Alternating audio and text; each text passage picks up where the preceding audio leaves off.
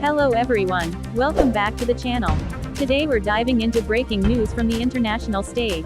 The long-anticipated meeting between US President Donald Trump and Russian President Vladimir Putin has officially been postponed. What happened behind closed doors? And what does this mean for the war in Ukraine and global power politics? Let's break it down. What was planned? The meeting was scheduled to take place in Budapest later this month.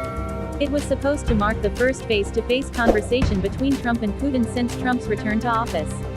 According to sources in Washington and Moscow, both leaders were expected to discuss a potential ceasefire in Ukraine and a framework for future security guarantees in Eastern Europe.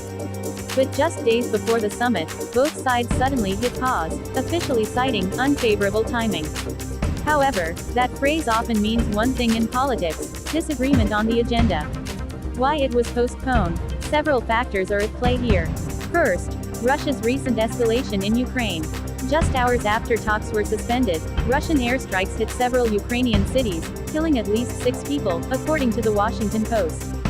Second, insiders say Trump didn't want what he called a wasted meeting. In his own words, "I don't do meetings for the sake of meetings." He wants a deal, not another photo opportunity. Analysts believe both sides realized they were too far apart to produce real progress, especially with US elections and military funding debates still ongoing. Reactions and fallout. The announcement triggered strong reactions across Europe.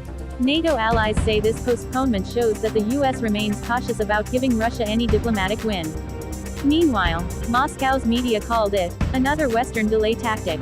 Behind the scenes, European diplomats worry the delay could push Putin to intensify attacks, hoping to gain leverage before talks resume.